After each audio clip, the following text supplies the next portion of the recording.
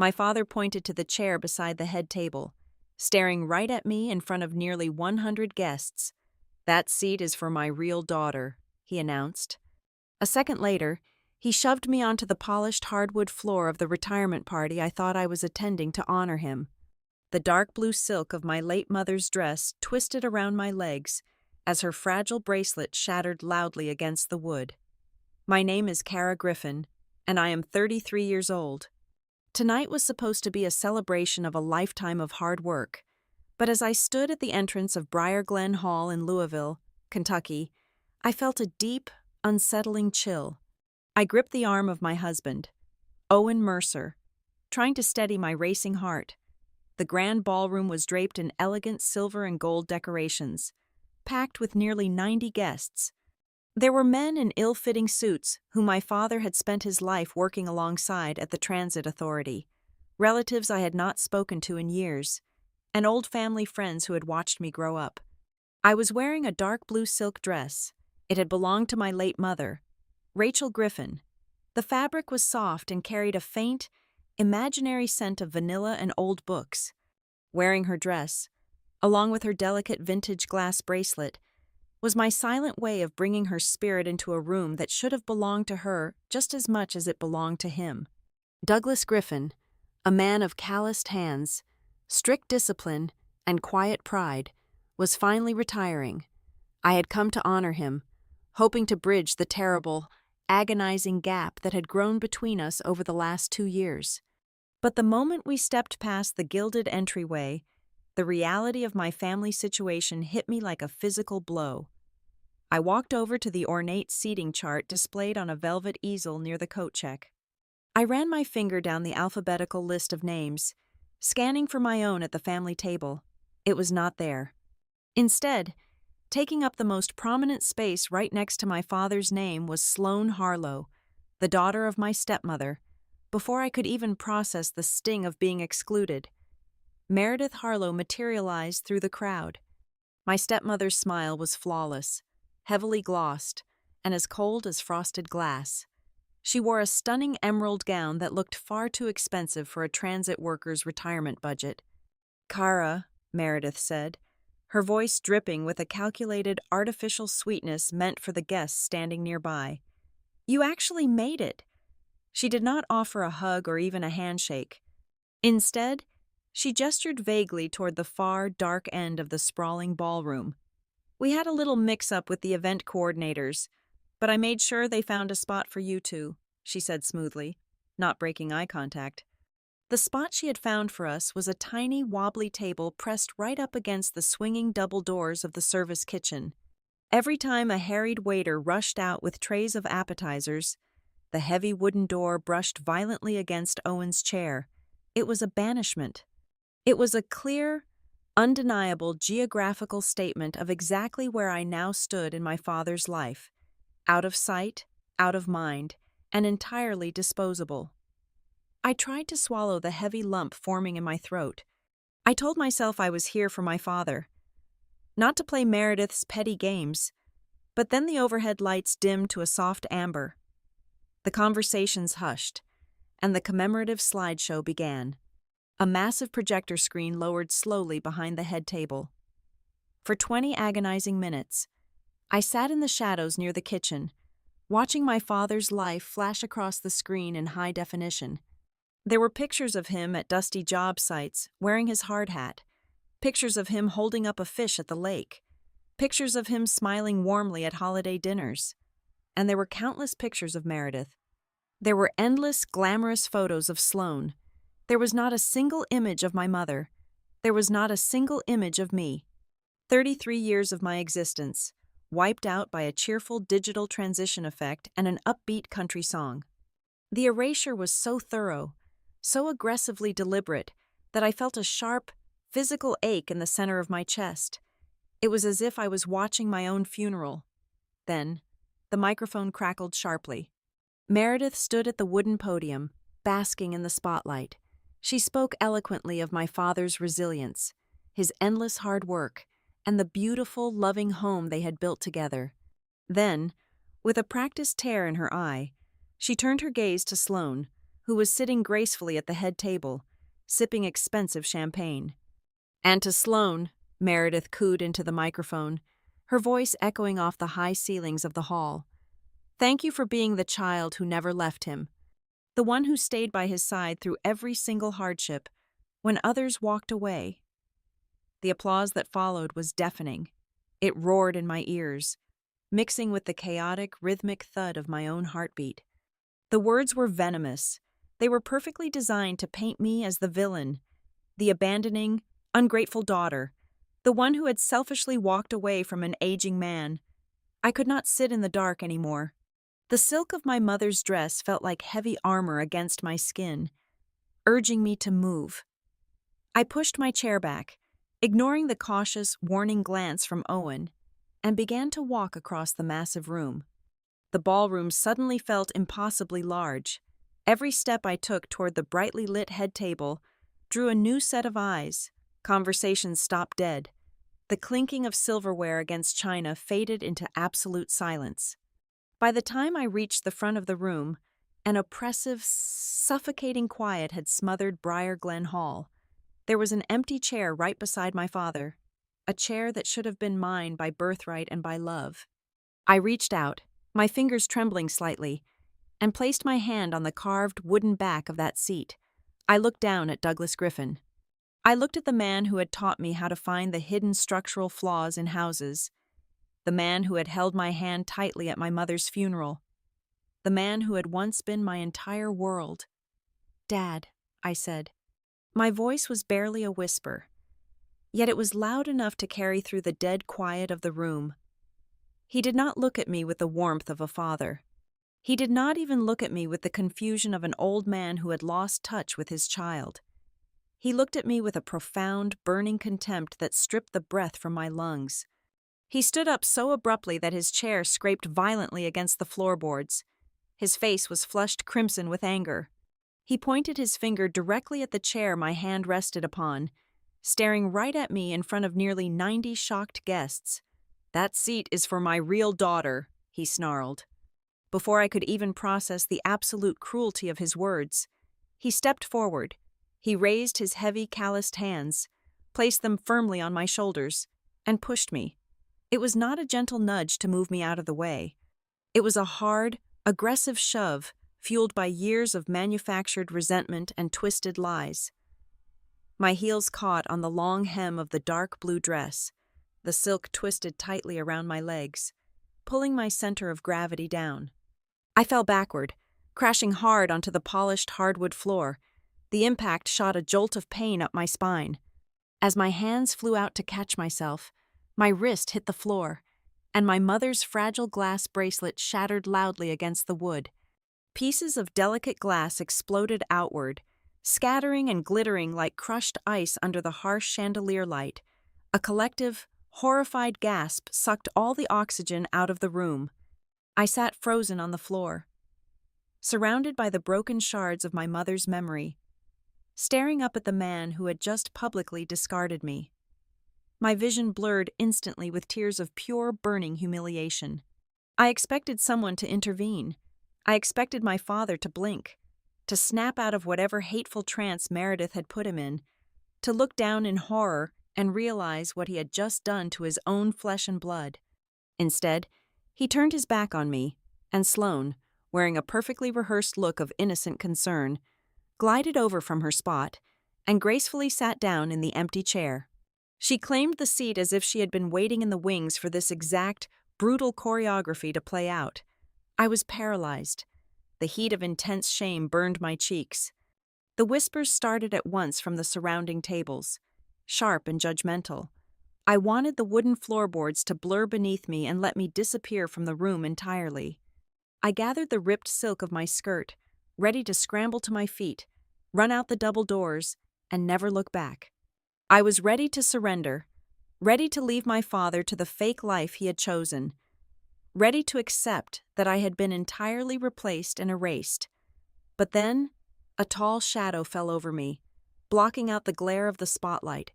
Owen Mercer stepped into the center of the disaster. My husband did not rush, and he did not panic. He moved with the terrifying, calculated precision of a man who had already won a war no one else in the room even knew they were fighting. He knelt down beside me on the polished wood. His large, warm hands gently grasped my arms, pulling me steadily to my feet. He carefully brushed a jagged shard of broken glass from the dark blue silk of my dress. He did not look at my father yet. He just looked at me. His dark eyes were incredibly steady and reassuring, offering a silent promise that I was not walking away from this humiliation and defeat. Then, Owen turned his body to face the head table. He did not clench his fists. He did not raise his voice to scream. He simply stood up perfectly straight, calmly adjusted the neat cuffs of his dark suit jacket, and reached slowly into his inner breast pocket. My husband had not come to this party to throw a punch. He had come to detonate a bomb. For 2.5 years, a massive, toxic lie had been meticulously grown, fed, and protected in the dark by Meredith and Sloane. Tonight, Owen was going to drag that lie kicking and screaming into the blinding light. The real battle for my father's soul, and for the absolute truth of my family, was about to begin. To understand how a man could push his only child to the floor, you have to look back at the foundation of the house before the rot set in, more than 10 years ago. My world was built on incredibly solid ground. My father was not a man of grand speeches, expensive suits, or country club memberships. Douglas Griffin was a master industrial electrician at Crescent Valley Transit Works. He spent his days deep in the concrete belly of the city infrastructure, wrestling with high-voltage lines, massive breaker panels, and unforgiving industrial machinery. He came home every evening smelling of ozone, copper wire, and honest sweat. He was a disciplined, unyielding man who firmly believed that love was something you proved with your calloused hands, not with empty words. Every Saturday morning, long before the sun even thought about rising, I would sit shivering in the passenger seat of his battered pickup truck. He took on small residential jobs on the weekends to save extra money for my future. I was his unofficial, undersized apprentice. Under his watchful eye, I learned how to strip wire, how to hold the heavy flashlight completely still, and most importantly, how to look past the surface of things. I remember standing in a dusty, half-finished basement when I was barely 12 years old. My father pointed to a pristine, freshly painted wall that looked perfect to my young eyes. "Look at that," he told me, his rough voice echoing in the empty room. "It looks beautiful, but whoever put up that drywall pinched the main electrical line right behind the stud. Give it 6 months, and the whole place goes up in smoke." Just because something looks pretty on the outside does not mean it is safe on the inside. It was a practical lesson about residential framing, but as I grew older, it became the exact lens through which I viewed the entire world. If my father was the heavy timber framing of our house, my mother, Rachel Griffin, was the light pouring through the windows. She was a gentle, brilliant woman with an endless patience for the rough edges of the world. She managed a small local library and spent her meager paycheck rescuing first-edition books from estate sales. Our living room was always filled with towering stacks of worn leather covers and the comforting scent of aging paper, dust, and vanilla. My mother did not care about keeping up appearances for the neighbors. She used to sit on our porch with a mug of hot tea and tell me that a lasting family is never built on what you can buy or how you look to outsiders. A family lasts because the people inside it are completely, undeniably real with each other. When I was 19 years old, the light in our house went out. The illness that took my mother was fast, aggressive, and entirely merciless. It swept through our lives like a violent winter storm, leaving behind a terrifying, hollow silence in the house. After she was gone, my father and I survived by leaning heavily against each other. We were like two exhausted survivors of a shipwreck clinging to the same piece of floating debris. The profound grief made us both incredibly quiet.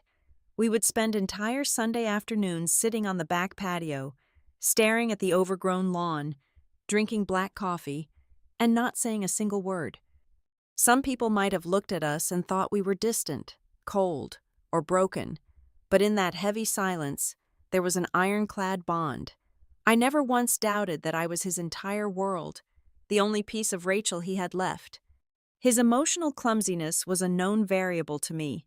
He did not know how to talk about his feelings. He never bought greeting cards, and he rarely hugged me. But he always made sure my car had fresh oil.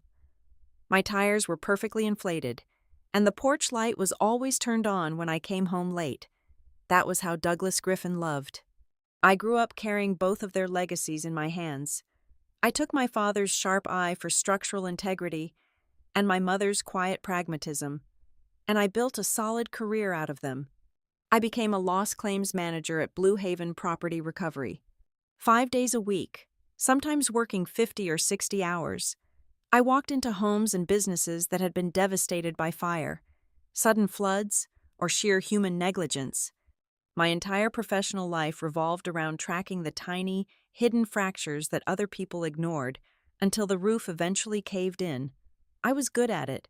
I understood disaster. But I was so focused on finding the physical cracks in the buildings around me that I completely missed the psychological hairline fractures forming in my own family. The shift did not happen overnight. It began slowly, almost imperceptibly, about 4 years after my mother passed away. That was when my father met Meredith Harlow. Meredith was a widow who had recently moved into a wealthy subdivision across town. From the very first moment she stepped into our modest kitchen, she felt entirely out of place, yet desperately determined to take charge. She was polished to a terrifying degree. Her clothes were always tailored, her hair was perfectly styled regardless of the weather, and she moved with a practiced, gliding grace that demanded absolute attention. She possessed a sharp social intelligence. She knew exactly what to say, how long to hold eye contact, and how to make a tired, lonely widower feel like he was the most fascinating man on earth. She was incredibly smooth, so much so that her absolute need for control masqueraded beautifully as deep maternal care.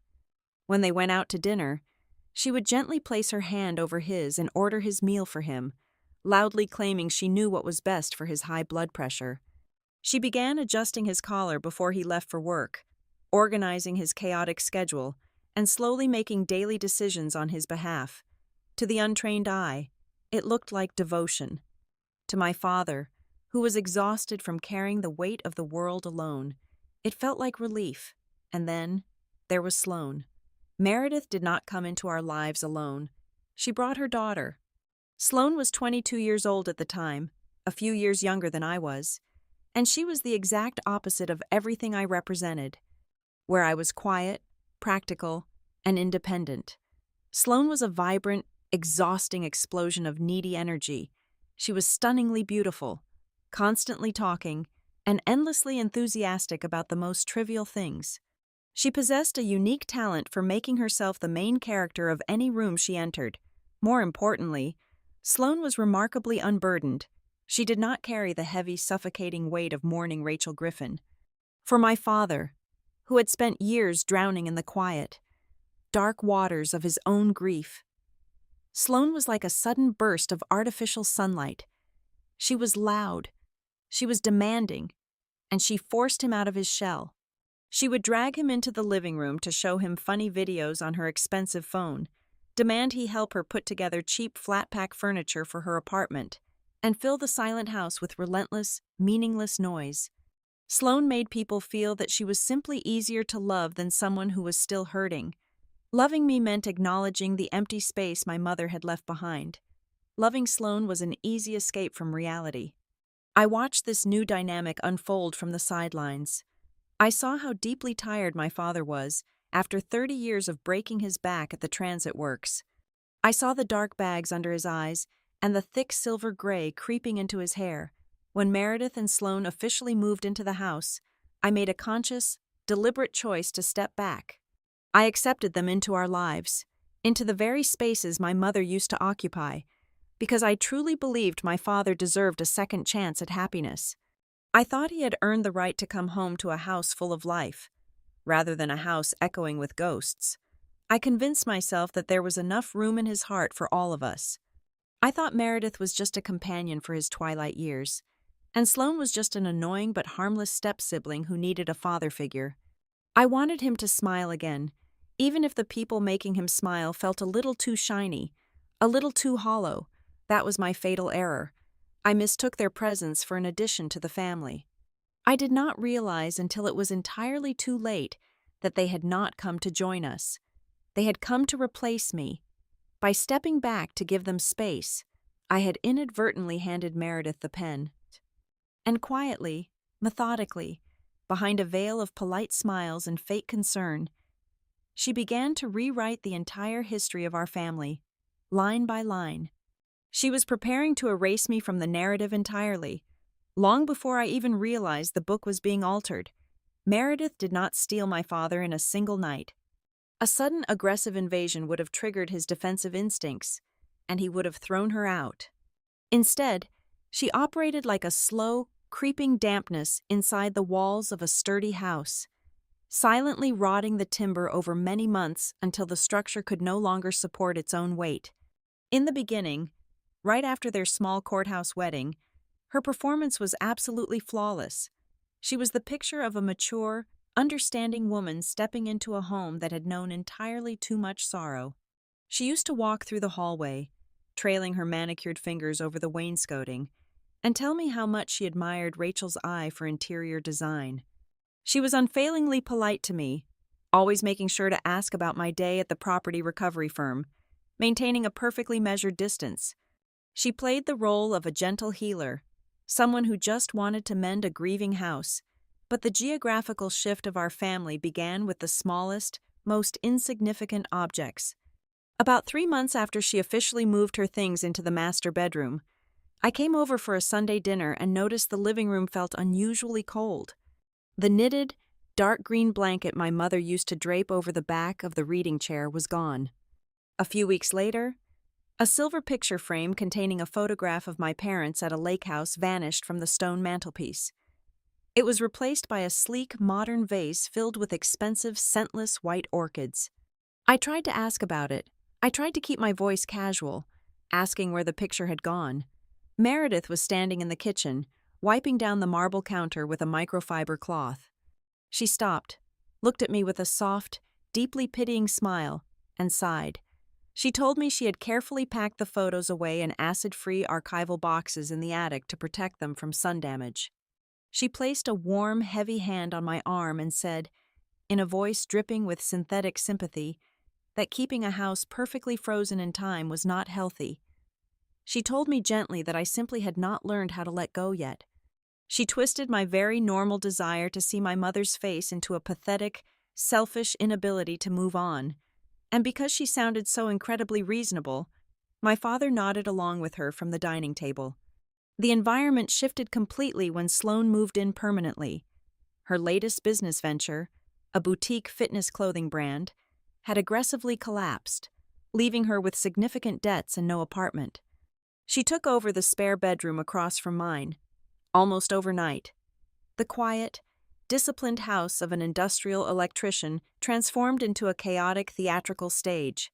Sloane brought in towering ring lights, racks of designer clothes, and an endless stream of loud, superficial friends.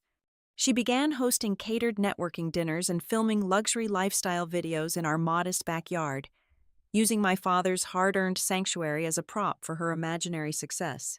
I expected my father to lose his temper.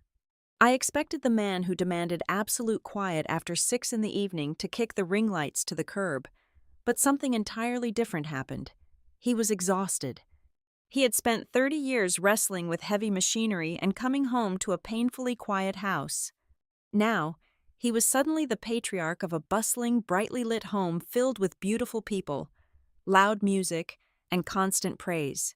Sloane would drape her arms around his neck, call him the best guy in the world, and hand him a glass of expensive bourbon. He became addicted to the noise. He became intoxicated by the feeling of being surrounded by vibrant life, even if that life was entirely plastic.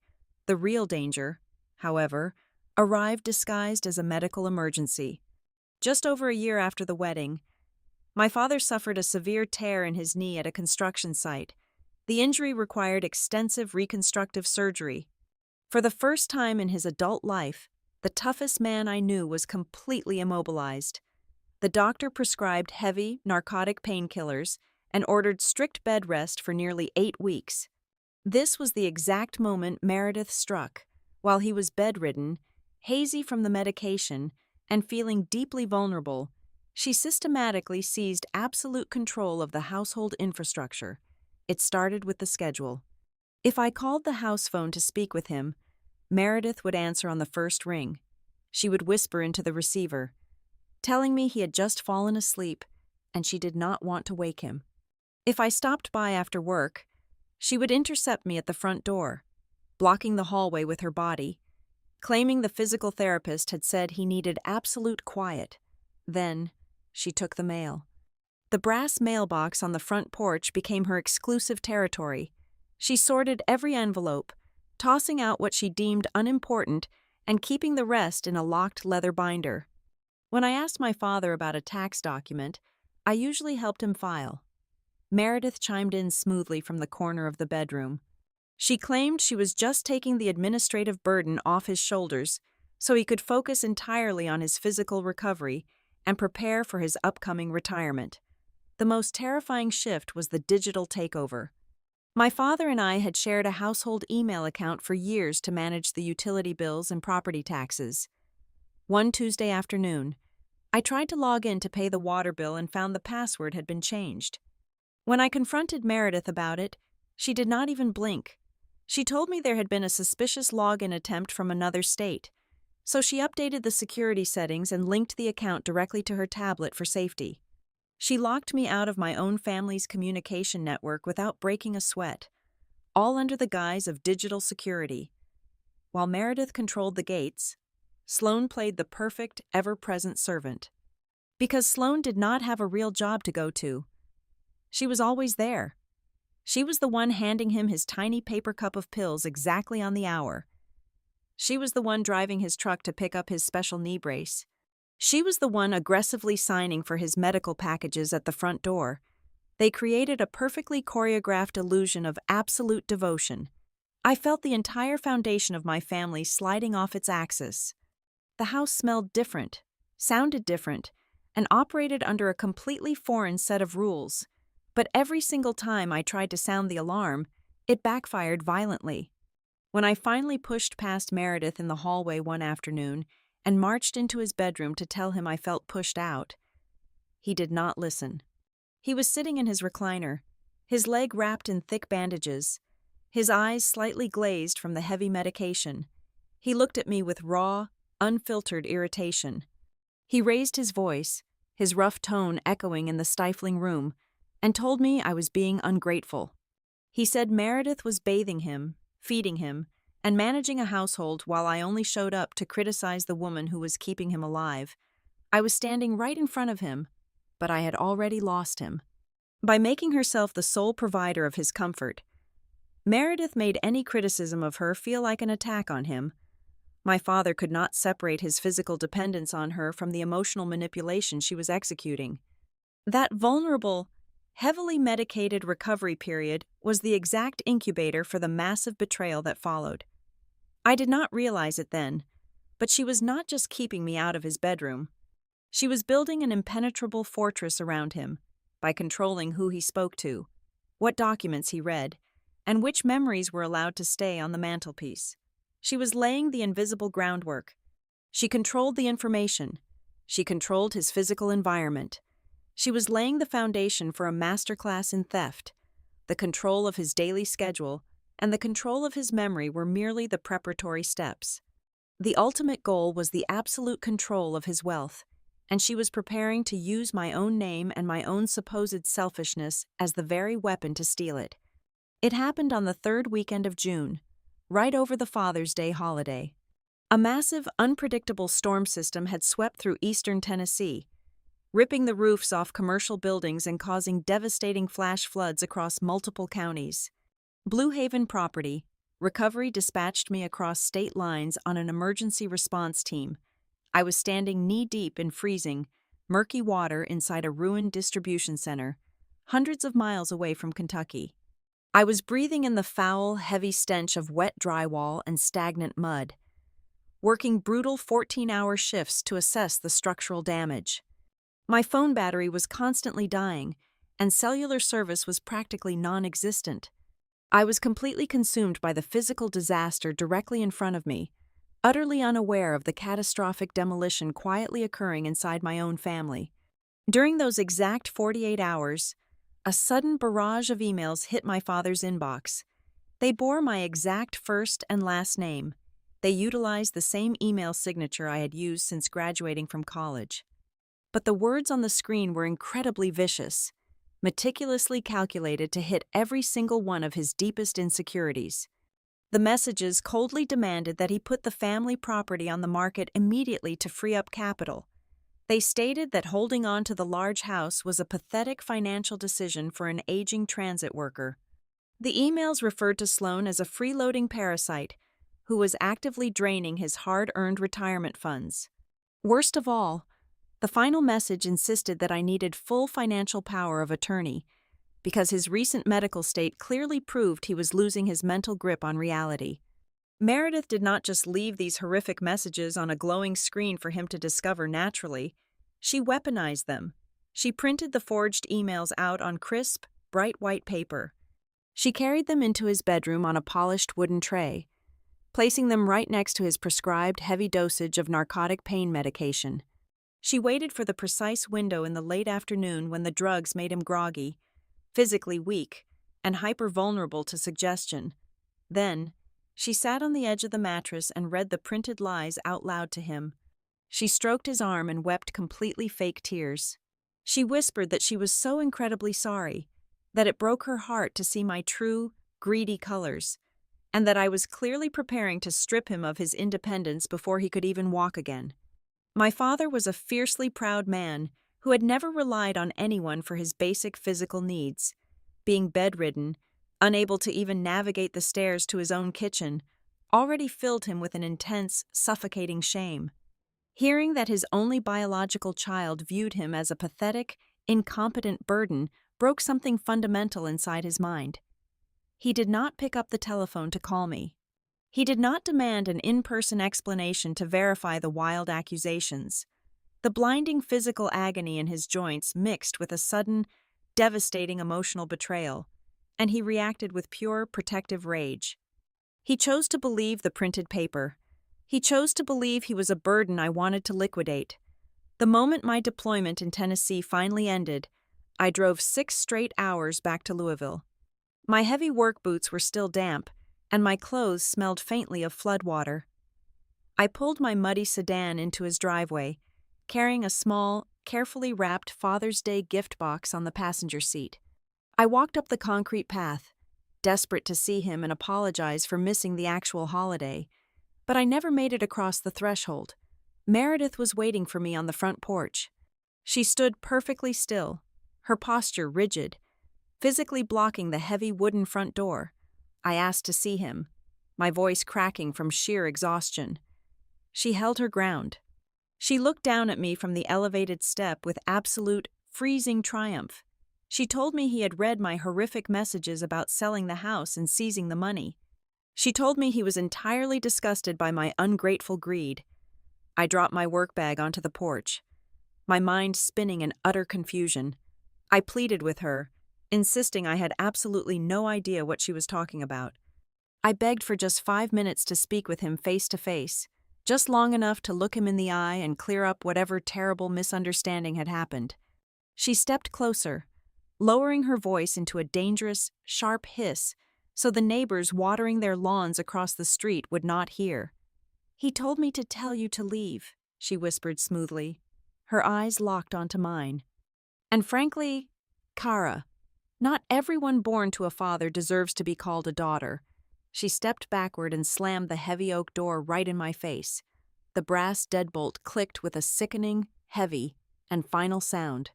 I stood on the porch for a long time, completely bewildered, staring at the painted wood. The cold reality of the situation slowly washed over me. That was the absolute last time I stood on that property. What followed was a masterclass in total communication blackout. I tried calling his cell phone the next morning. It rang exactly one time and dropped immediately into a generic, automated voicemail. I sent dozens of frantic text messages, typing out massive paragraphs explaining that I was being framed and that my email must have been hacked. None of those messages ever delivered. I drafted long, desperate emails from my corporate work account, my personal account, and even created a brand new address just in case my main one had been blocked. They were all silently routed straight into a digital void. I wrote handwritten letters, pouring my heart out onto the lined paper, begging him to just meet me at a neutral coffee shop in town. I dropped them in the blue postal boxes, knowing now that Meredith intercepted every single envelope before he ever saw the mail carrier arrive at the curb. The true brilliance of Meredith's strategy was not the digital forgery itself. The forgery was merely the match that started the fire. The absolute genius was the impenetrable vacuum she created immediately afterward. From my father's perspective, he was trapped in a painful physical recovery, betrayed by the daughter who had aggressively demanded his money and then completely vanished when he refused to give it to her. He watched the front door for months, sitting in his recliner, waiting for an apology that never arrived. He truly thought I had abandoned him precisely when he needed me the most. From my perspective, I had been violently discarded without a trial or a jury. I thought the man who had taught me how to walk had actively chosen his shiny new family over me and could not even summon the courage to tell me to my face. I thought he had handed Meredith the keys to our shared history and given her explicit permission to lock me out forever. I eventually stopped calling. I stopped driving past the neighborhood. I surrendered to the narrative that I was no longer wanted. 2.5 years evaporated into that agonizing, silent void. We missed 3 of his birthdays. We missed 2 of mine. We went through 3 entire Christmases without a single card exchanged, 3 Thanksgivings without sharing a meal, and countless ordinary Sunday afternoons where the silence was so heavy it physically hurt my chest. It is a very specific type of grief to mourn someone who is still alive, living just 20 minutes across town. There were no heated arguments on the telephone. There were no dramatic ultimatums delivered in the living room. There was absolutely nothing to fight against, and therefore, there was nothing we could fix. We were just 2 people quietly bleeding out in separate lives, entirely convinced that the other person had willingly held the knife. Meredith won her massive victory without ever having to raise her voice in anger. She won by making a grieving father and a desperate daughter believe that the other had voluntarily walked away first. My husband, Owen Mercer, is not the kind of man who acts on raw impulse.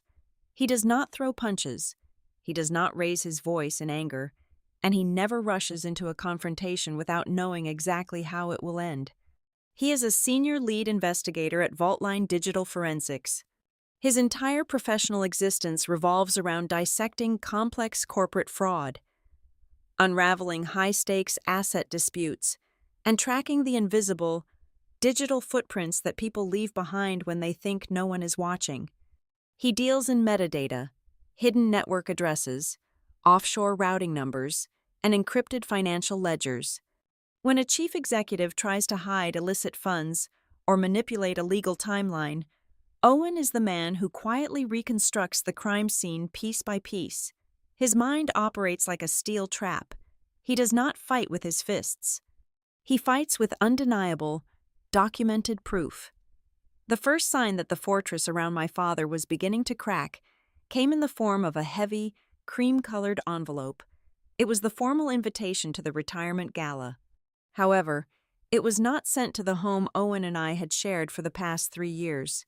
Instead, it was forwarded by the postal service from a tiny, run-down apartment I had rented briefly right after finishing college, nearly 8 years ago. To me, holding that thick cardstock felt like a sudden, miraculous olive branch from the heavens. I sat on my couch and wept, genuinely believing my father had finally bypassed his stubborn pride and reached out to me. But Owen did not see a father trying to make amends. He looked closely at the outdated address label and saw a massive, glaring operational error. He knew that if Meredith were truly in absolute, undisputed control of the guest list, she would never have allowed that invitation to see the light of day. Owen deduced that a third-party event coordinator had likely pulled a dusty, outdated mailing list directly from the transit union directory, inadvertently slipping past the heavily guarded gates of the Griffin household. It was not a gesture of peace. It was the very first slip in a meticulously maintained system of isolation. Just 2 days after the invitation arrived, a second anomaly occurred. My great-aunt Elaine Griffin, my father's older sister who lived in a neighboring county, sent me an urgent text message. It contained a blurry, poorly lit photograph of a piece of official mail. Due to a sorting error at the regional postal facility, the envelope had been routed to her mailbox instead of my father's. It was a formal, automated notice from a major national bank confirming the successful processing of a new mortgage loan recorded against the Griffin family property. I stared at the illuminated screen of my phone in absolute, utter disbelief. The information was completely illogical. My father had written the final check to pay off his 30-year mortgage over 5 years ago. He was a deeply conservative man regarding his finances. He absolutely hated owing a single dime to anyone, let alone putting the deed of his primary residence back into the hands of a bank on the very eve of his retirement. I tried to brush it off as a generic junk mail scam designed to trick the elderly, but Owen did not dismiss it. While I was sleeping soundly that night, he sat in the dark at his home office desk, fired up his secure terminal, and quietly accessed the county clerk's public property registry. What he discovered was not a marketing scam. It was a legally binding, fully executed home equity line of credit. It had been officially recorded against the Griffin property just 4 months prior. The total amount borrowed against the house was a staggering $215,000. Owen did not stop his investigation at the county records. He began cross-referencing public tax liens, state business registry filings, and open court dockets. Within 48 hours, he had completely mapped out exactly where that massive influx of cash had traveled. The withdrawal dates from the equity line aligned perfectly with the sudden, miraculous financial stabilization of a boutique fitness studio owned entirely by Sloan. Her business had been teetering on the absolute edge of total bankruptcy, facing 3 separate vendor lawsuits for unpaid invoices. Furthermore, Owen tracked a substantial portion of the borrowed funds directly to a massive, outstanding personal tax debt filed strictly under Sloan's Social Security number. My father's hard-earned home equity, the safety net he had built over 3 decades of manual labor, had been quietly drained to bail out my stepsister's disastrous financial choices. Owen knew he needed to prove exactly who had authorized that loan, because he strongly suspected my father had no idea he was suddenly over $200,000 in debt. Using a combination of perfectly legal open-source intelligence and a few specialized forensic tracing tools he utilized for tracking corporate espionage, he pulled the digital thread on the communications originating from my father's house. He managed to trace the underlying routing data of the cruel, unforgiving emails that had severed my relationship with my father 2.5 years ago.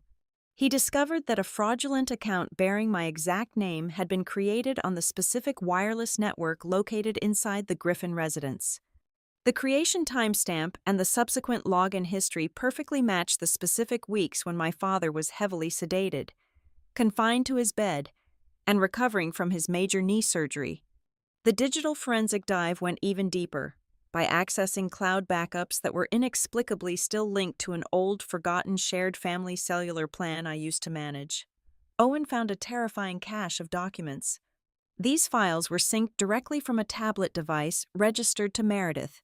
Within those hidden folders, he found high-resolution, perfectly lit photographs of my father's state driver's license. He found carefully cropped images of his wet ink signature taken from old tax returns.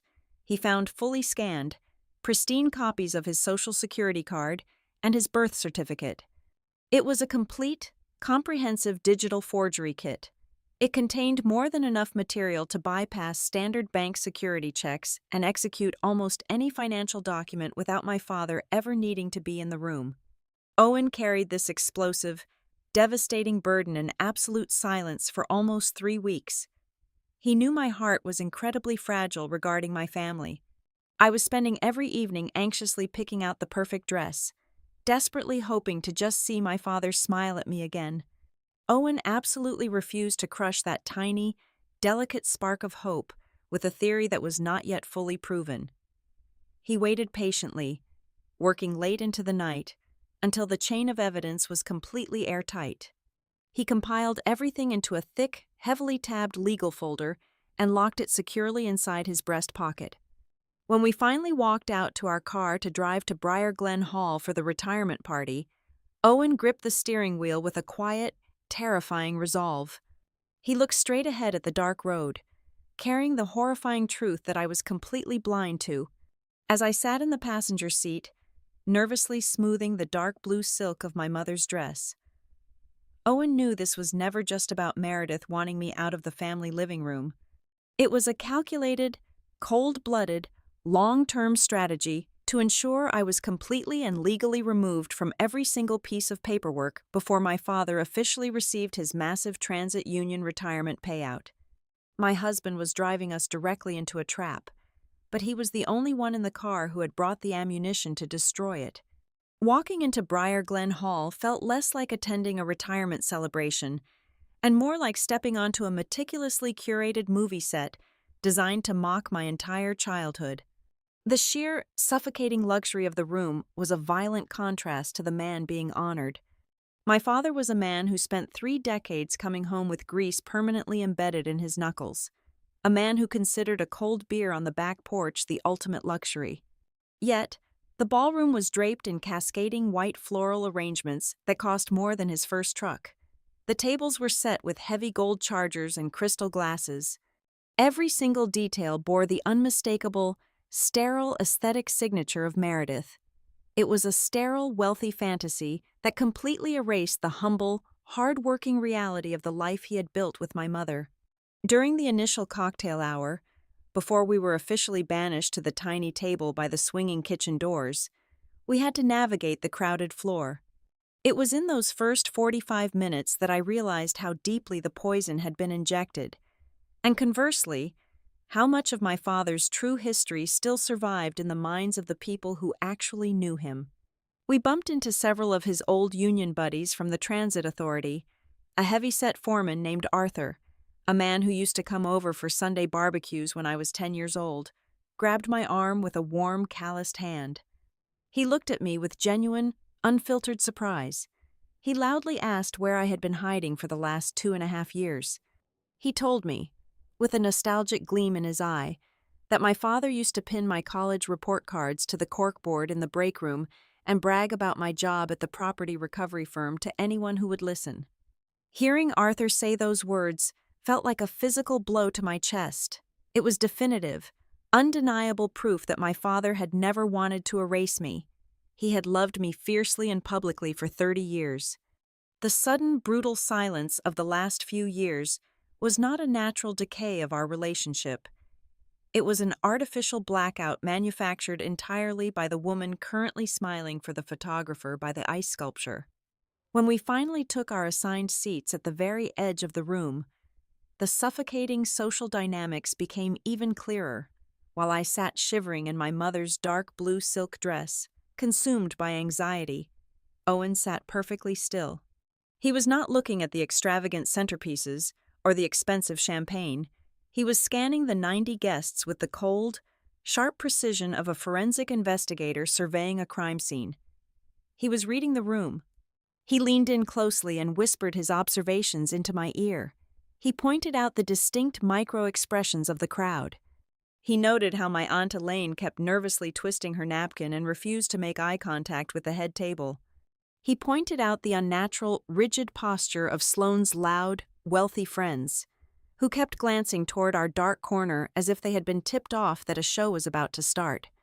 Owen realized immediately that half the room was uncomfortable because they sensed something was fundamentally wrong, and the other half was silently complicit, waiting for the execution. Then, the lights dimmed, and the grand illusion was projected onto the massive screen. Watching the 30-year photographic retrospective of my father's life, I finally understood the absolute ruthlessness of Meredith's campaign. It was not just that my mother and I were missing from the slideshow, it was the deliberate replacement of our history. Where there should have been photos of my father teaching me to ride a bicycle, there were polished, professional portraits of him standing next to Sloane at a luxury resort. where there should have been images of him holding my mother's hand. There were heavily filtered videos of Meredith kissing his cheek at a charity gala. It was a complete, hostile takeover of a man's legacy, broadcast in high definition. When Meredith finally took the stage, her speech was a masterclass in psychological framing. She did not just praise my father, she proactively built a defensive wall around her own lies. By introducing Sloane to the crowd as the child who was always there, the one who was the most patient, the most loyal, and the one who stayed when he was at his absolute weakest, she was painting a very specific picture. She was ensuring that if I dared to speak up, if I dared to cause a scene, I would instantly be viewed by the audience as the erratic, jealous, and absentee daughter trying to ruin a beautiful evening.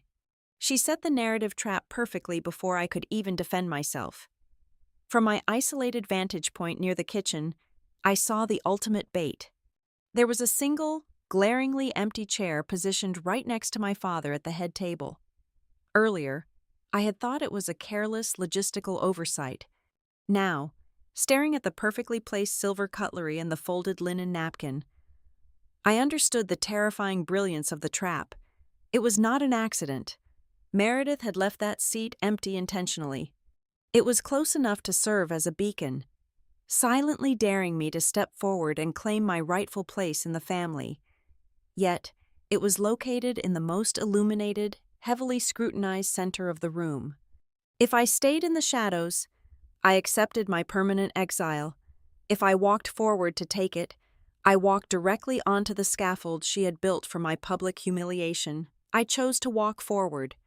I had to know, once and for all, if the man sitting there was merely a captive of her manipulation, or if he had truly become a willing participant in my destruction. When I placed my hand on the back of that empty chair, the final, agonizing answer was delivered. My father, standing up and snarling that the seat was reserved for his real daughter, was the verbal blade that severed the last remaining thread between us. But the physical push that followed was the absolute end of my childhood. When his heavy hands shoved my shoulders, sending me crashing down onto the polished hardwood, he did not just knock me off my feet, he demolished the very core of who I thought he was. The man who had spent his life teaching me how to spot structural failures had just intentionally collapsed the roof of his own house directly onto my head. As I lay there, feeling the sharp sting of the shattered glass from my mother's bracelet cutting into my skin, the cruelty escalated. Sloane did not gasp. She did not look horrified. She moved with the predatory grace of an understudy who had just been handed the leading role. She smoothly slid into the empty chair, leaning over to grip my father's arm tightly. She looked down at me with a perfectly manufactured expression of fear and concern, brilliantly playing the role of the loyal daughter protecting her fragile father from the dangerous, unhinged intruder bleeding on the floor. For several agonizing seconds, the massive ballroom was dead silent. Nearly 100 people held their breath. No one rushed forward with a napkin. No one yelled for my father to calm down. They were paralyzed by the sheer, naked cruelty of the spectacle. They all chose the safety of silence, allowing Meredith's carefully written script to play out flawlessly to its devastating conclusion. But Meredith had made one fatal miscalculation in her grand theatrical production. She had completely underestimated the man sitting in the shadows by the kitchen doors. Owen Mercer stepped into the blinding light of the head table. The suffocating silence of the room did not intimidate him. It gave him the perfect acoustic environment for what he was about to do. He did not come to argue with my father. He did not come to beg for my dignity. He came to present the cold, undeniable ledger of their crimes. As he stood up straight and reached into his jacket pocket, the era of Meredith Harlow's absolute control ended, and the total dismantling of her empire began. Owen's grip on my arm was firm but remarkably gentle. He did not rush the movement. He pulled me upward with steady strength, ensuring my footing was completely stable before he released his hold. He bent down slightly and brushed a microscopic speck of dust from the dark blue silk of my dress. He performed this small, intimate gesture with deliberate slowness, forcing the entire room to wait in agonizing suspense. He did not yell at the man who had just assaulted his wife. Instead, he turned to face the head table with an expression of polite curiosity that was far more terrifying than any scream could ever be. "Douglas," Owen began, his voice perfectly modulated, carrying effortlessly across the silent ballroom. He did not address the physical violence. He completely ignored the shattered glass scattered across the floorboards. He aimed directly at the structural integrity of the man's absolute pride. "Since exactly when did you decide to borrow over $200,000 against the equity of your home?" The question hung heavily in the chilled air of the banquet hall. My father froze. His chest, which had been heaving with manufactured anger just a second prior, stopped moving entirely. He stared at Owen, his brow furrowing in deep, genuine confusion. The raw fury in his eyes flickered, instantly replaced by the absolute certainty of a man who managed his finances with an iron grip. "I do not owe a single dime to anyone," my father replied, his voice rough but highly defensive. "I paid that house off entirely over 5 years ago. You are out of your mind." Meredith did not let a single heartbeat pass before she launched her frantic counterattack. She practically leaped out of her chair, the expensive fabric of her emerald gown catching the harsh chandelier light. "Security needs to be called right now," she announced loudly to the crowd, her voice pitching up into a theatrical tone of deep distress. "This man is clearly trying to ruin a beautiful evening with insane accusations. They are just trying to cause a scene because they are bitter and broke." Owen did not even grant her a passing glance. He maintained unbroken, surgical eye contact with my father. Reaching into the inner breast pocket of his dark suit jacket, he withdrew the thick, folded packet of papers he had meticulously compiled over the last few weeks. He stepped forward and placed a heavy, stapled document directly onto the center of the white linen tablecloth, right next to Sloane's untouched crystal champagne glass. The heavy paper landed with a dull, authoritative thud. "That is a certified copy of a home equity line of credit," Owen stated calmly, his tone conversational, yet entirely clinical. "It was officially recorded by the county clerk exactly 4 months ago. The principal amount is $215,000, and it bears your exact digital signature. Douglas." My father looked down at the stark white paper illuminated by the table spotlight. He did not reach for it immediately. He looked at the document as if it were a venomous snake coiled directly next to his dinner plate. "I never signed anything," my father muttered, but the absolute, booming conviction from his previous statement was gone, replaced by a slight, terrifying tremor of doubt. Owen tilted his head slightly, stepping naturally into the relentless rhythm of a seasoned forensic interrogator. "Think back to the second week of February. You were heavily medicated following your extensive knee reconstruction. Do you recall an online notary appointment? A brief video call on a tablet device where you were asked to digitally authorize some urgent paperwork?" I watched the color slowly drain from my father's weathered face. I could almost see the rusted gears of his memory violently grinding together, desperately trying to pierce through the heavy fog of the powerful narcotics he had been prescribed during that specific recovery period. "Those were insurance authorization forms," my father said slowly, his voice dropping an entire octave. He finally looked away from Owen and turned his head toward his wife. "Meredith told me the hospital required supplementary digital signatures for the outpatient physical therapy coverage." Meredith's face was a mask of rigid, desperate composure. "They were standard insurance forms," she snapped, though the artificial sweetness had completely vanished from her tone, leaving only sharp panic. "He is fabricating these documents. Anyone can print a fake property deed off the internet." Owen remained completely unbothered by her rising hysteria. "I am sure the county prosecutor will find that specific defense absolutely fascinating," he replied smoothly. He reached out and tapped a specific paragraph highlighted on the top page of the document. "Because the disbursement ledger attached to this loan is quite clear. Less than 48 hours after that brief notary call, $180,000 was wired directly from that new credit line into the primary operating account of a commercial business named Halo House Studio." The mention of the studio name acted like a gunshot in the quiet room. Sloane, who had been sitting triumphantly in the stolen chair just moments ago, suddenly recoiled. Her perfectly glossed lips parted in sheer shock. That business was facing 3 separate vendor lawsuits and imminent bankruptcy filings. Owen continued, delivering the financial facts with the rhythmic, unavoidable precision of a ticking clock. The sudden influx of cash from your home equity miraculously settled those debts entirely out of court. The remaining $35,000 was subsequently routed to pay off a massive personal state tax lien filed exclusively under Sloane's Social Security number. Sloane panicked completely. Her polished, sophisticated veneer shattered under the intense, suffocating pressure of the public exposure. She stood up abruptly, pointing a manicured finger directly at me across the table. "You are just jealous!" she shrieked, her voice echoing shrilly off the high architectural ceiling. "You have not been around for almost 3 years, and now you show up with your husband just to try and steal his retirement money. You are pathetic!" It was the absolute worst tactical move she could have made. It was too fast, too highly defensive, and entirely devoid of any actual denial regarding the severe financial facts Owen had just presented to the room. The atmosphere among the 90 guests shifted violently. The transit workers, men who had spent decades guarding their own modest pensions and deeply understood the sacred value of a fully paid-off mortgage, began to murmur darkly.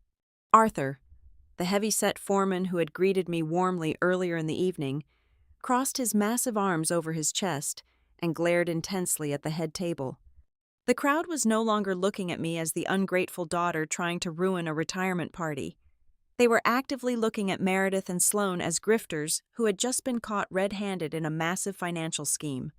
Then, the final, devastating nail in the coffin was driven in by someone entirely unexpected. From a round table near the center of the room, my great-aunt Elaine pushed her chair back. The harsh scraping sound of the wood against the polished floor was deafening. She was a small, fiercely proud woman in her late 70s, and she absolutely did not tolerate fools. She stood up perfectly straight, clutching her beaded evening bag with both hands, and looked directly past the floral centerpieces at her younger brother. "Douglas," Elaine said, her voice shaking with years of heavily suppressed frustration, "during those 2 months you were laid up in that bed, I drove over to your house 6 different times. 6 separate times. I brought warm food. I brought the newspaper crossword puzzles you always liked. And every single time, your wife met me out on the front porch and told me you were either deeply asleep or in entirely too much pain to see anyone."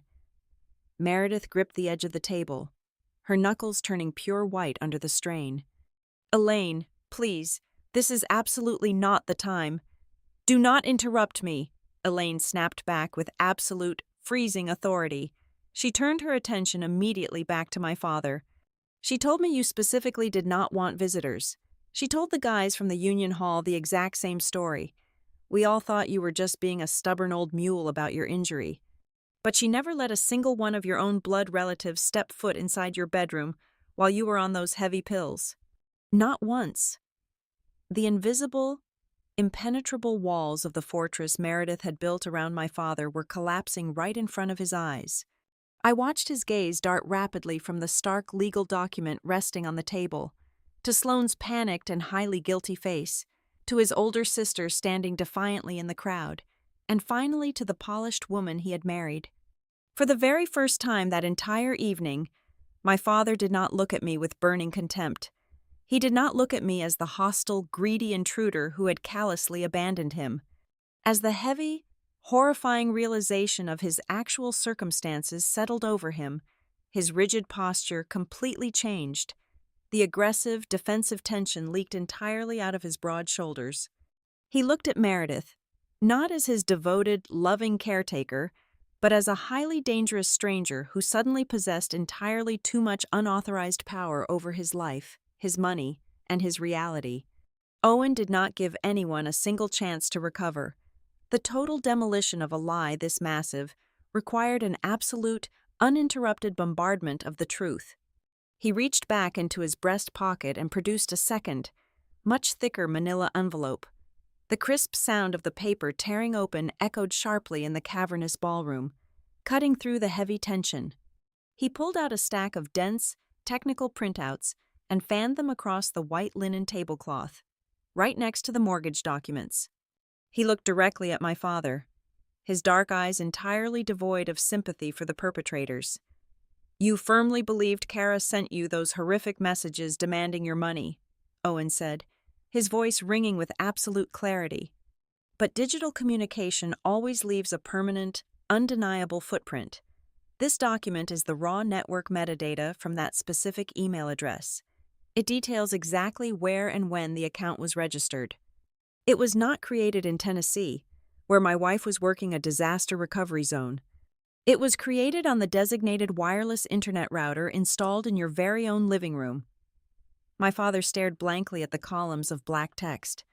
The realization that the weapon used to sever his relationship with his only child was forged right down the hall from his own bedroom was visibly suffocating him. He looked like a man who had just been struck by a high-speed train but was still trying to understand how he ended up on the tracks. Owen laid down another sheet of paper. "And this is the internal synchronization history from your shared family cellular plan.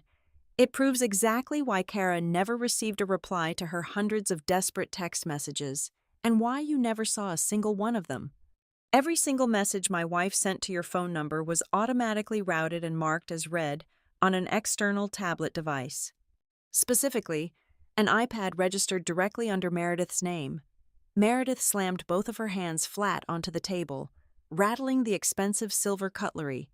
"He is a hacker!" she screamed, entirely abandoning her pretense of high society elegance.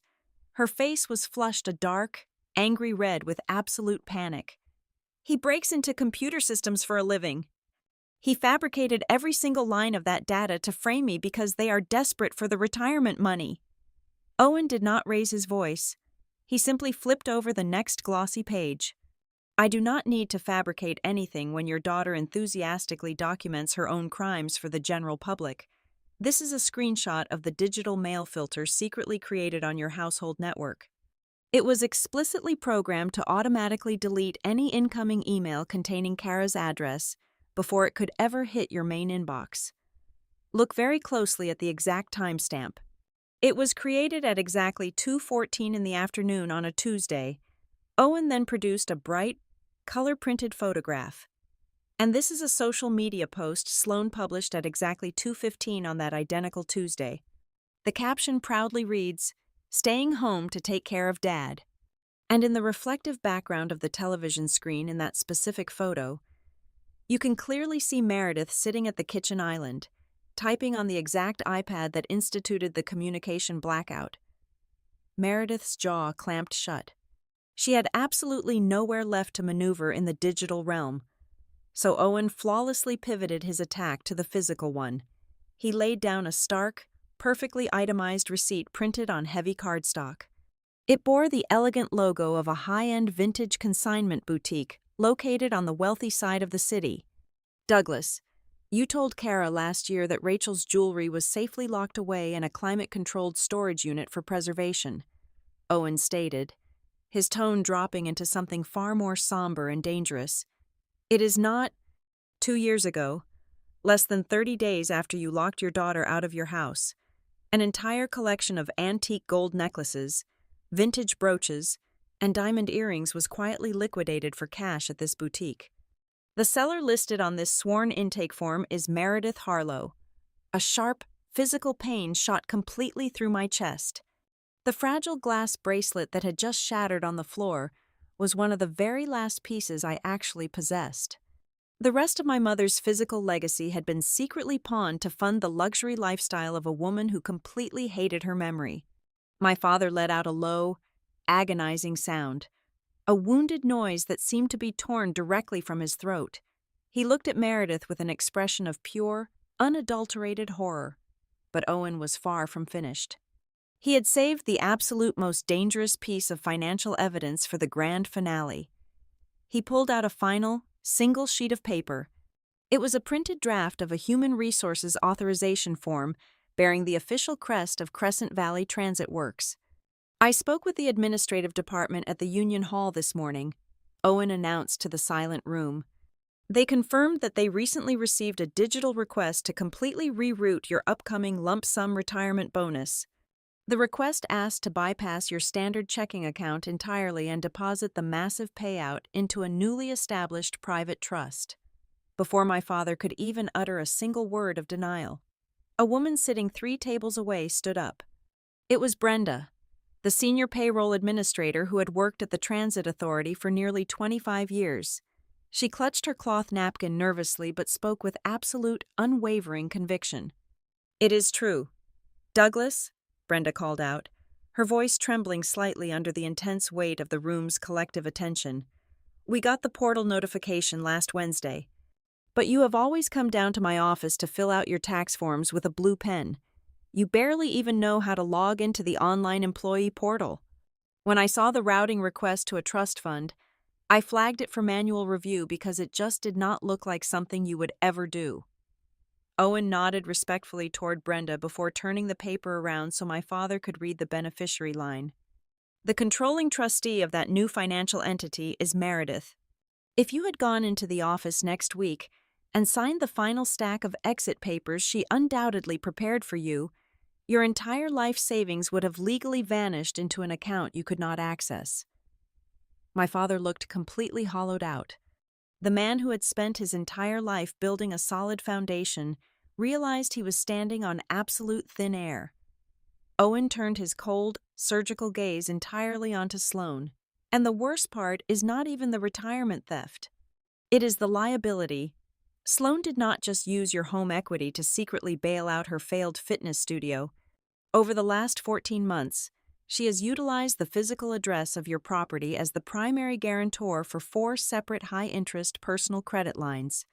If she defaults on her lavish spending habits, the creditors will not go after her empty bank accounts. They will immediately put a massive lien on your family home." The sheer velocity of the evidence was entirely too much for a house built on lies to withstand. The pressure inside the ballroom had reached a critical, explosive threshold. Sloane, who had lived her entire adult life running away from the consequences of her actions, finally cracked. She backed away from the head table, her hands raised defensively, her perfectly styled hair falling wildly into her face. She looked at her mother, her eyes wide with frantic, selfish terror. "I told you this was a bad idea," Sloane shrieked, her voice breaking violently into a loud, ugly sob. She pointed directly at Meredith, throwing the woman who had orchestrated everything entirely under the bus just to save her own skin. "I knew about the fake emails. I knew about the loan. But you told me it was just to secure our future. You told me it would just be a temporary loan until my business took off. I never thought you were going to take his whole pension. I never thought it would go this far." Meredith lunged forward, grabbing Sloane violently by the arm, hissing furiously for her to shut her mouth, but it was far too late. The confession had already echoed off the crystal chandeliers and burned itself permanently into the minds of every single person present. A profound, heavy realization settled over the entire 90 guests inside Briar Glen Hall. The initial shock of my public humiliation had entirely vanished. The transit workers, the old family friends, and the estranged relatives no longer viewed this as a tragic, messy family feud between a stubborn father and an estranged daughter. The absolute truth was standing completely naked in the center of the room. This had never been a simple misunderstanding. It was a highly calculated, ruthlessly executed campaign to systematically isolate a grieving daughter, seize absolute psychological control over an aging man, and liquidate every single asset he had ever worked for just days before he was officially supposed to rest. Owen had not just ruined a retirement party, he had successfully stopped a massive robbery in plain daylight. My father stared at the mountain of printed evidence scattered across the white linen tablecloth. The deep, violent flush of righteous anger that had painted his face just minutes ago completely vanished. It was entirely replaced by an ashen, hollow gray. He no longer looked like the furious, unyielding patriarch defending his honorable territory. He looked exactly like a man who had suddenly woken up in the middle of a freezing, dense forest. Finally realizing he had been intentionally led completely off the map by the very person holding the only flashlight. His large, calloused hands hung limply at his sides, completely stripped of their fighting strength. Meredith realized instantly that the digital and financial paper trails had trapped her in a corner with absolutely no way out. The glossy, high society mask she had meticulously maintained for years finally shattered into irreparable pieces. Her elegant, perfectly rehearsed posture collapsed. Realizing she could no longer deny the cold, hard facts laid out by my husband, she resorted to a frantic, half-hearted confession meant to sound like a desperate plea for sympathy. "I had to do something," Meredith pleaded, her voice cracking as she tried to manipulate the horrified crowd watching her every move. "I had to protect Sloane's future. You were getting older. Douglas, you were constantly looking at those old photographs of Rachel, always retreating into the past when you thought no one was watching. I was absolutely terrified that once you officially retired and had nothing but free time in that house, you would just sink back into your grief. I was terrified you would wake up one morning, decide you did not need us anymore, and throw us out onto the street. I was just trying to secure our permanent place in this family." My father slowly lifted his gaze from the table. The sheer, unfathomable betrayal in his eyes was absolute. He looked at the woman he had married, the woman who had claimed to be his savior during his darkest physical recovery. "You decided to protect your child by burying mine alive?" he asked. His voice was not a shout. It was a low, devastating whisper, heavy with the terrifying weight of his own blindness. Yet, that quiet question carried 1,000 times more power than any enraged scream. The entire ballroom held its collective breath. Even the catering staff standing by the kitchen doors had stopped moving entirely. I stood perfectly still next to Owen. The bottom hem of my mother's dark blue silk dress was violently torn from the fall, the delicate, expensive fabric hanging unevenly against my bruised legs. But I did not shrink away into the shadows. I did not shed a single tear.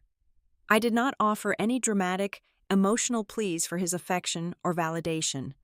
I simply looked at him with the cold, immovable reality of a woman who had survived entirely without a father for nearly 3 years. That absolute calmness, the total absence of the desperate, begging daughter he expected to see, seemed to hurt him far more deeply than if I had screamed curses at him across the room. He took a shaky, uncertain step toward me. His heavy hands trembled visibly as he reached out in the space between us. "I am so sorry," he choked out, his rough voice breaking under the crushing weight of his monumental, life-altering failure. "Kara, I did not know. I swear to God, I did not know she was doing this." I immediately raised my hand, stopping him exactly where he stood. "No," I said, my voice steady, precise, and completely devoid of warmth. "Do not do that."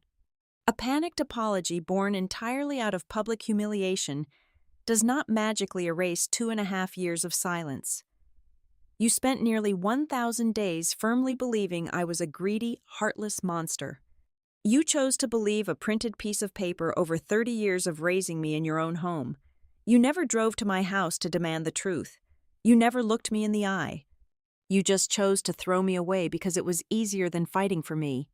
A single apology right now does not fix the absolute fact that you let another woman completely overwrite your reality. He flinched violently, stepping back as if I had physically struck him across the face. The pain in his expression was profound. He thought the absolute worst of the nightmare had already been laid bare on the banquet table. He thought the total financial ruin and the stolen home equity were the bottom of the abyss.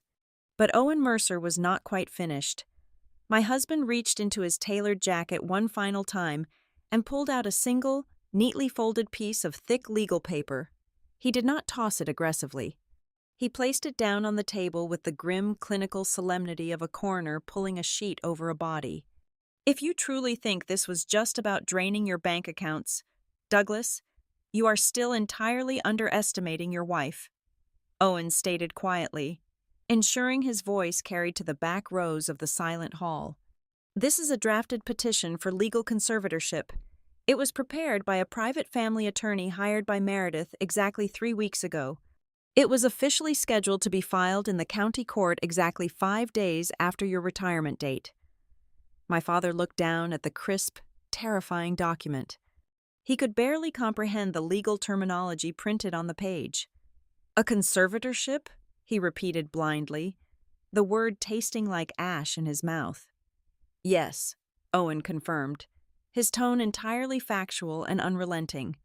The petition heavily cites your recent knee surgery, the heavy narcotic medications you were prescribed during your recovery, and falsely claims you have been suffering from severe, undocumented cognitive decline. The legal argument presented here is that you are no longer mentally fit to manage your own estate, your own medical decisions, or your own finances. Once your union pension was safely routed into her private trust next week, this document would have legally stripped you of your absolute autonomy. Owen tapped the signature line of the unfiled document. You would have become a prisoner in your own home, entirely dependent on Meredith's legal permission to spend a single dollar, sell your own property, or even make a single phone call. She was not just stealing your retirement fund, she was stealing your fundamental right to be a free adult. The blood completely drained from my father's weathered face. The ultimate horrifying endgame was finally laid out under the bright chandelier light. He was not just losing his hard-earned savings. Meredith had meticulously planned to turn him into a legally incapacitated hostage the very second his manual labor was no longer profitable to her. Desperation makes cornered people incredibly dangerous, and Meredith was drowning in the wreckage of her own ambition. With her entire master plan completely exposed to 90 horrified witnesses, she desperately lunged for the absolute only weapon she had left in her arsenal. She pointed her finger furiously across the table directly at me, her face contorted in pure, venomous hatred. "Do not listen to them!" she shrieked at my father, her voice turning shrill and echoing wildly off the high ceilings. "Look at her! She did not care about you for almost 3 years. She only came back tonight because she smelled the money. She only showed up because she realized there was a massive retirement check left to steal. She does not love you. She is just a bitter, jealous girl who came here to ruin everything I built for this family." I opened my mouth to respond to her pathetic, vile accusation. I wanted to tell her that I would gladly burn every single dollar he had if it meant I could have my mother back.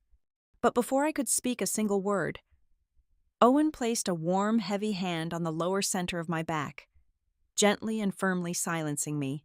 He stepped slightly in front of me, acting as an impenetrable, calm shield against her frantic screaming. "My wife did not come here for a single cent of your stolen money," Owen said, his voice dropping into a dark, absolute zero temperature that froze the rest of Meredith's words completely in her throat. "And before you dare to accuse her of abandoning her father again, there is exactly one last piece of evidence everyone in this room needs to hear. Because the biggest, most destructive lie told in this building tonight was not written on a bank document." Owen reached into his dark trouser pocket and pulled out a small, rectangular wireless speaker. He set it deliberately down on the white linen tablecloth. Right next to the drafted conservatorship papers, the final, devastating hammer was about to fall, and it was not going to strike a financial ledger or a forged signature. It was going to strike the very core of the emotional manipulation that had started this entire war. Owen pressed a single button on his smartphone, pairing it instantly with the small black speaker resting on the white linen tablecloth. He did not offer any dramatic preamble. He simply let the digital ghost of my father's true intentions speak for itself. A sharp hiss of static filled the cavernous ballroom, followed by the heavy, labored breathing of a man fighting through intense physical pain. Then, my father's voice echoed out of the speaker. It was remarkably weak, deeply raspy from the intubation tube used during his knee surgery, and laced with a profound, aching vulnerability that I had not heard since the day my mother died. "Kara," the recorded voice croaked, pausing to take another ragged breath. "It is Dad. The hospital bed is terrible, and the pills are making my head spin. I just wanted to hear your voice. I am sorry things have been so hard lately. I miss you. Kid, please come home when you get off work. I just want my daughter." A short, electronic beep signaled the end of the recording. The silence that followed was absolute and suffocating. It was heavier than any shout, more devastating than any financial ledger. I stood perfectly still, my hands trembling uncontrollably at my sides. For 2.5 agonizing years, I had built a protective armor around my heart, firmly believing that my father had actively chosen to throw me away. I thought he had looked at the life Meredith offered and decided I was completely expendable. Hearing that voicemail, hearing the raw, desperate love in his hoarse voice, shattered that armor into a million jagged pieces. He had wanted me. He had called out for me in the dark. I recovered that audio file from a buried, deleted folder in the local backup drive of your home computer, Owen explained, his voice cutting through the thick silence like a scalpel. He looked directly at my father, who was staring at the speaker with wide, entirely unblinking eyes. That voicemail never reached my wife. It was intercepted, listened to, and manually deleted from the outgoing server. Owen turned his cold, unforgiving gaze toward Meredith, who was shrinking back against her chair, her face completely drained of blood. "And here is the absolute most damning part of the timeline," Owen continued, raising his voice so the 90 guests in the room could hear every single syllable. Exactly 3 hours and 42 minutes after Douglas recorded that heartfelt plea for his daughter to come home, the fraudulent email account bearing Kara's name was registered on your network. Less than 4 hours after he asked for her, the violent, abusive messages demanding his money were typed up and printed out. The operation to completely erase Kara Griffin from her father's life was not a random occurrence. It was explicitly launched as a direct, panicked response to that exact voicemail. Meredith realized Douglas still loved his daughter, so she immediately built a cage of lies to make sure they would never speak again. My father looked as though he had just been physically gutted. He slumped forward, gripping the edge of the banquet table so hard the heavy wood groaned. He turned his head slowly to look at Meredith. He did not look at her with anger. He looked at her as if he were staring at a terrifying, unrecognizable monster that had been sleeping right beside him for years. He was looking at a house collapsing directly onto its own foundation. Every single thing he had believed to be true, every comforting lie she had fed him while he was vulnerable, disintegrated into ash.